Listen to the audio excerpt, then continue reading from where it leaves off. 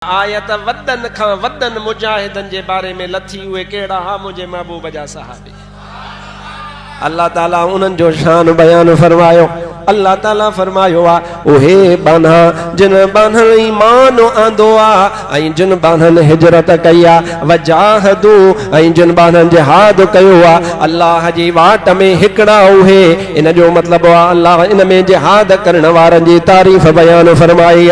ईमान बांदऊ हिजरत भी कयऊं पंहिंजा घर छॾियऊं ऐं अल्लाह जे वाट में जिहाद कयऊं हिकड़ा उहे ऐं ॿिया उहे जिन उन्हनि खे पंहिंजे पाण वटि रहायो हिकड़ा मुहाजिर हुया ॿिया अंसार हुया। अल्लाह ताला कुरान पाक में पाण ऐलान फरमायो मां अल्लाह सतन आसमाननि खां ऐलान थो फरमाया उलाइका हुमुल मुमिनून हक्का। अल्लाह फरमायो मां सतन आसमाननि खां ऐलान थो कयां त इहे अथव मोमिन पक्का। उलाइका हुमुल मुमिनून हक्का। अल्लाह इन्हनि मुजाहिदन के सर्टिफिकेट अता फरमायो आ त इहे पक्का मोमिन अथव।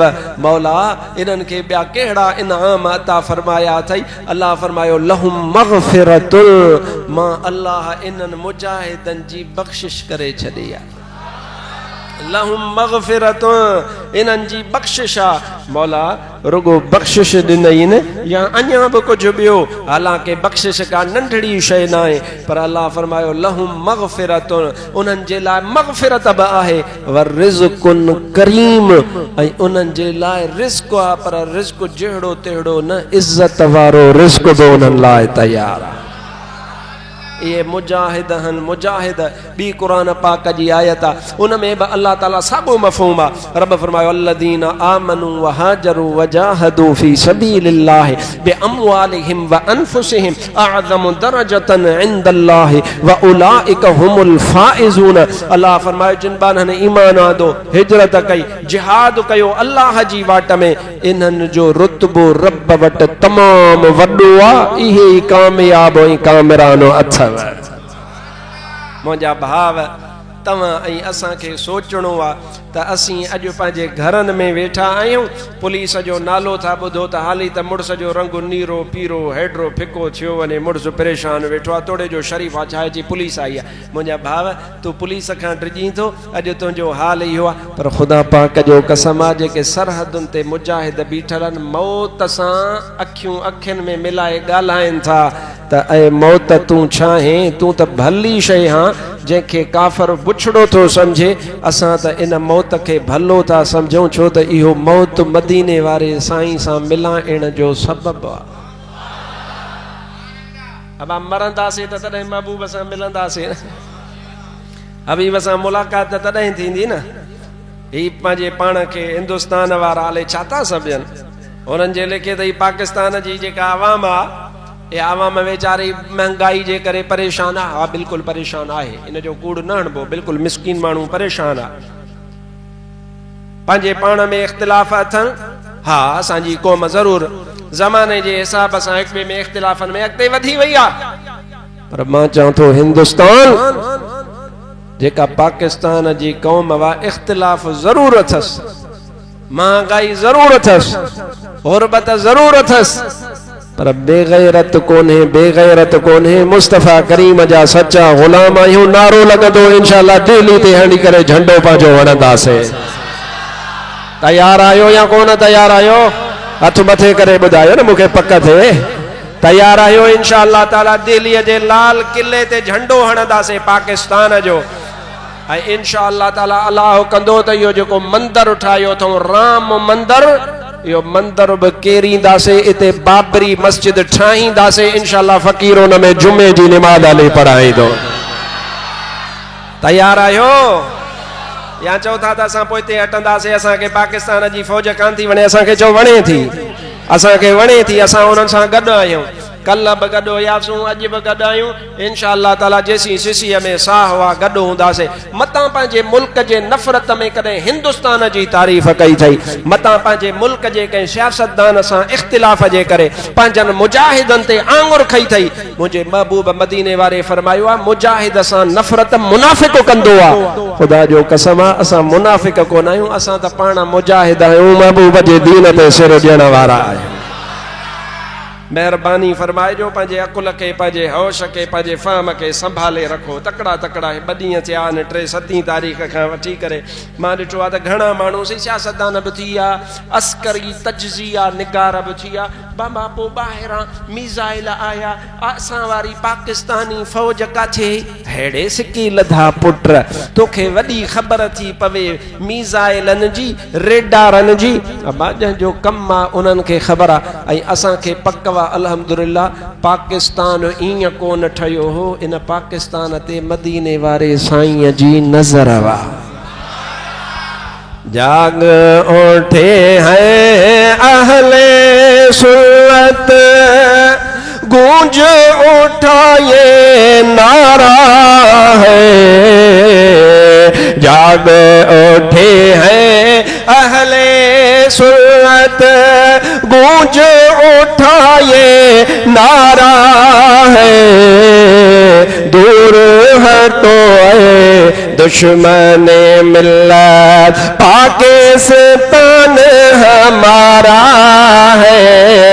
दूर हटो ऐ दुश्मन मिल्लत, पाकिस्तान हमारा है। जाग उठे हैं अहले सुन्नत। चओ मूंसां गॾु, जाग उठे हैं अहले सुन्नत, गूंज उठा ये नारा है। जाग उठे हैं, गूंज उठा ये नारा है। दूर हटो ऐ दुश्मन मिल्लत, दूर हटो ऐ दुश्मन मिल्लत, पाकिस्तान। जेड़ी मतलब पाकिस्तान मां चवां तव्हां सभु बुलंद आवाज़ सां, पोड़ा हुजो, पका हुजो, नंढा हुजो, वॾा हुजो, बीमार हुजो, चाक हुजो, जेतिरी ताक़त अथव उन ताक़त जे मुताबिक़ तव्हां सभु चइजो हमारा है। जाग उठे हैं अहले सुन्नत, गूंजे उठा ये नारा है। जाग उठे हैं, गूंजे उठा ये नारा है।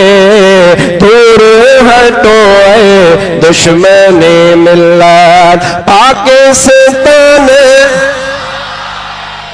दूर हटो ऐ दुश्मन मिल्लत, पाकिस्तान हमारा है। जाग उठे हैं अहले सुन्नत। चो चो पाकिस्तान, पाकिस्तान आहे त तुंहिंजी इज्जत वा, पाकिस्तान आहे त तुंहिंजे नंगनि जी इज्जत वा, पाकिस्तान आहे त तुंहिंजे बच्चनि जी इज्जत वा। ख़ुदा पाक जो कसम आहे, असांजो राबितो आहे, असांजो ताल्लुक़ आहे आलिमनि सां।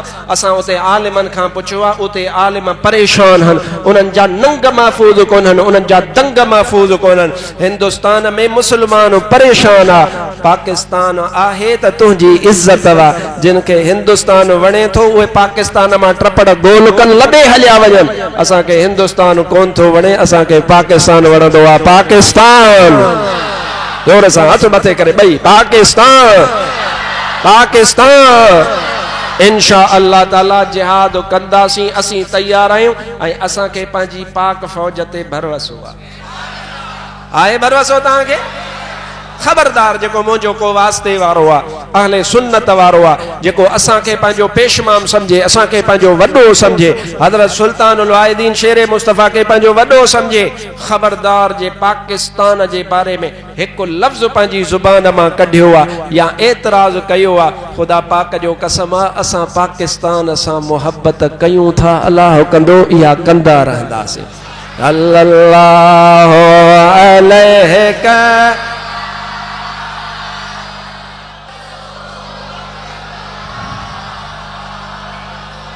वसल्लम अलैहि या हबीबल्लाह सल्लल्लाहु अलैहि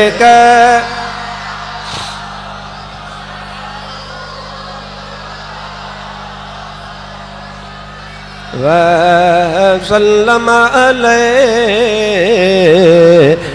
या हबीबल्लाह मसइलो पियो ॿुधायां त मदीनो तव्हां असांखे प्यारो आहे या न मक्को तव्हां असांखे प्यारो आहे या न काबो हजरे अस्वद ज़मज़म मकामे इब्राहिम सफ़ा मरवो महबूब जो मदीनो जंगे उहद वारो मैदान उहद जबल बदर वारो मैदान जिथे जिथे मुझे महबूब पानी वापरायो जिथे जिथे मुझे महबूब कदम मुबारक घुमाया खुदा जो कसम आ मक्को भी प्यारो आ मदीनो भी प्यारो आ पर आलिमन हिकड़ो मसइलो बयान कयो आ ओही मसइलो आ हेडा मक्को मदीनो वञण जो सफ़र तैयार वा ऐं हेॾां वरी जिहाद जो हुक्म थे ॾियो ख़बर ॿिन्हीअ मां वधीक कहिड़ो अफ़ज़ल आहे सोच न हिक पासे मक्को आहे हिक पासे महबूब मदीने वारे जो मुल्क आहे हिक पासे हबीब जी ज़ियारत आहे दिल रुबा तुंहिंजी दीद थी वई या ॾुखनि जा ॾींहं मुंहिंजा घोट मदनी जीअ जीअ ओ असां आशिक़ जी ईद थी वई दिल रुबा तुंहिंजी दीद थी वई या ॾुखनि जा ॾींहं मुंहिंजा घोट मदनी तुझी आमद सोन प्यारा बुत भजी थया भोर सारा बुत भजी थया भोर सारा तुझी आमद सोन प्यारा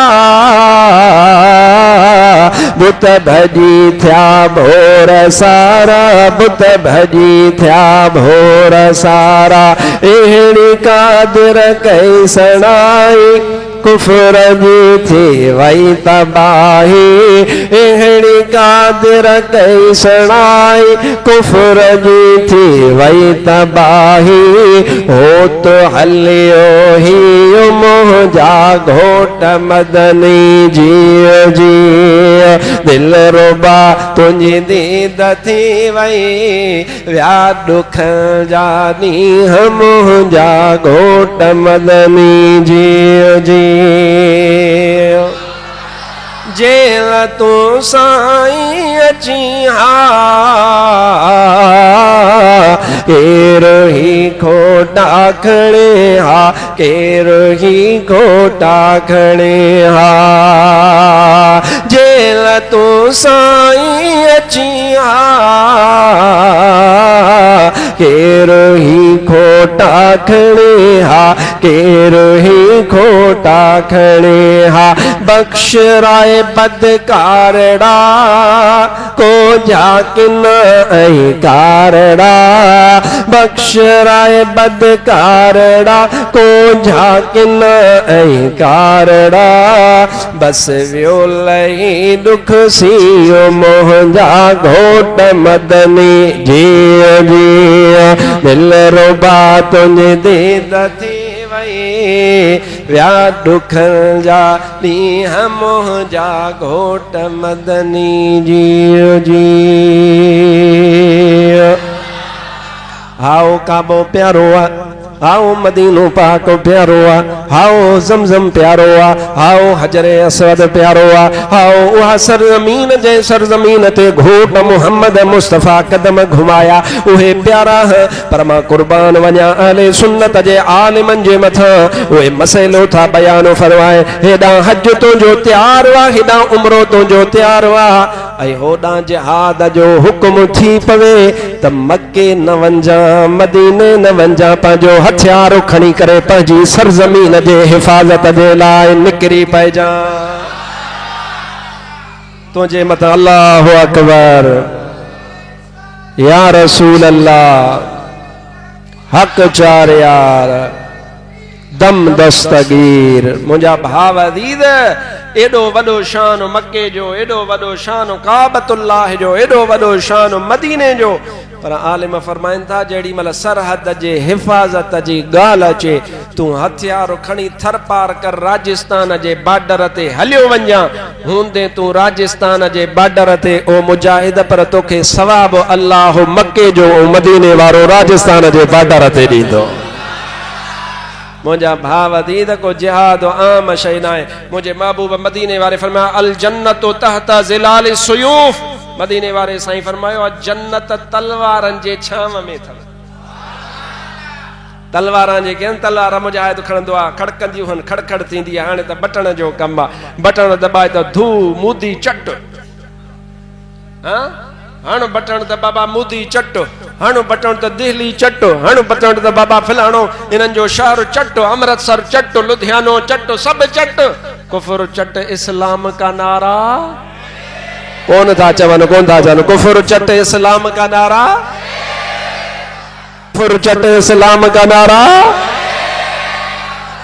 इन में पार्टीअ जो मसइलो ई कोन्हे, अल्लाह जे वलीअ जो नारो आहे। ऐं इंशाअल्लाह ताला पाक फौज एॾा निहारियो मुजाहिदो, पाक फौज जेड़ी मल जिहाद ते निकती मतां समझन त असां सां रुगो जीथरी आ, असां सां बाबर आ, असां सां हतफा, असां सां गौरी आ, असां सां अबदाली आ, असां सां ट्रेंकवा अल खालिद, ईअं न समझन। खुदा पाक जो कसम ईअं समझन इन्हनि सां पीरान पीर जो बि रूह गॾु आहे, रोज़े धणीअ जो बि रूह गॾु आहे, सरवर नूह जो बि रूह गॾु आहे, सुल्तान अल औलिया जो बि रूह गॾु आहे, शाह मर्दा शाह छत्र धणीअ जो बि रूह गॾु आहे, महबूब जे सहाबन जो बि रूह गॾु आहे, अहल बैतम न इमाम हसन इमाम हुसैन मौला अलीअ जो बि रूह गॾु आहे, खुद मोहम्मद मुस्तफ़ा जी दुआ बि पाकिस्तान जे फौज सां गॾु आहे। मता समझंदा असां रुगो हथियार आहिनि, रुगो हथियार कोन कमु कंदा आहिनि, हिते दुआ कमु कंदी आहे। दुआ पाकिस्तान कल्ह बि इंशाअल्लाह ताला पाइंदाबाद हुयो, अॼु बि पाइंदाबाद आहे, इंशाअल्लाह ताला क़यामत ताईं पाकिस्तान सलामत रहंदो। दुआ कयो अल्लाह साईं पाकिस्तान जी हिफ़ाज़त फरमाए, इलाहुल आलमीन पाकिस्तान जी हिफ़ाज़त फरमा, इलाहुल आलमीन हिंदुस्तान खे नेस्त नाबूद फरमा, मौला इन हिंदुस्तान ते बि पाकिस्तान जी हुकूमत क़ाइम फरमा, इलाहुल आलमीन असांखे हिंदुस्तान फतह करण जी तौफ़ीक़ अता फरमा, इलाही पाकिस्तान जे फ़ौज जी मदद फरमा, पाकिस्तान जे आर्मीअ जी मदद फरमा, बॉर्डरनि ते विढ़ण वारनि मुजाहिदनि जी हिफ़ाज़त फरमा, इलाहुल आलमीन पंहिंजे हबीब जे सदके असांखे पंहिंजे पाण में एको इत्तिहाद नसीब फरमा, इलाहुल आलमीन पाकिस्तान जे आर्मीअ जी ग़ैब मां मदद फरमा, इलाहुल आलमीन ग़ैब मां असांजी जिब्रील जे ज़रिए मदद फरमा, इलाहुल आलमीन मुस्तफ़ा करीम सल्लल्लाहु अलैहि व आलिहि वसल्लम जे दीन जे हिननि मुहाफ़िज़नि हिननि मुजाहिदनि हिननि आशिकाने रसूल जा हथ मज़बूत फरमा, मौला या रसूल अल्लाह जो नारो हणण वारा मुजाहिद सभिनीनि जी हिफ़ाज़त फरमा, असांखे फितननि खां फसादनि खां पनाह नसीब फरमा, इलाहुल आलमीन हिंदुस्तान जा हथियार नाकारा फरमा, इलाहुल आलमीन हुननि जा मीज़ाइल नाकारा फरमा, इलाहुल आलमीन हुननि जा बम नाकारा फरमा, इलाहुल आलमीन हुननि जो जेको हथियार आहे उनखे अंधो फरमा, उनखे तबाह फरमा, उनखे बर्बाद फरमा, मौला पाकिस्तान जी मदद फरमा, असांखे हिफ़ाज़त नसीब फरमा, असांजे बच्चन खे महफूज़ फरमा, असांजी मस्जिदुनि खे महफूज़ फरमा, असांजे मदरसनि खे महफूज़ फरमा, इलाहुल आलमीन असांजे मुल्क जे चप्पे चप्पे जी हिफ़ाज़त फरमा, मौला तुंहिंजे महबूब मदीने वारे जे आशिकनि जे तुफ़ैल असांजी दुआ क़बूल फरमा, प्यारनि वली वलियन जे सदके असां जी दुआ कबूल फरमा गौसे आज़म दिलबर दस्तगीर जे सदके असां जी दुआ कबूल फरमा इन सोने शेरे मुस्तफ़ा सुल्तानुल वाइज़ीन जे सदके असां जी दुआ कबूल फरमा इलाही पंहिंजे हबीब जे सदके असां के सच्चो पक्को मुसलमान बना इलाही दीन ते हलण जी तौफीक अता फरमा बरकत इन्नल्लाह व मलाइकतहु युसल्लूना अलन नबी या अय्युहल्लज़ीना आमनू सल्लू अलैहि व सल्लिमू तस्लीमा अल्लाहुम्मा सल्लि अला सय्यिदिना व मौलाना मुहम्मदिन व बारिक व सल्लिम सुब्हान रब्बिका रब्बिल इज्जति अम्मा यसिफून व सलामुन अलल मुरसलीन वल्हम्दुलिल्लाहि रब्बिल आलमीन। जुमे जो टाइम थी।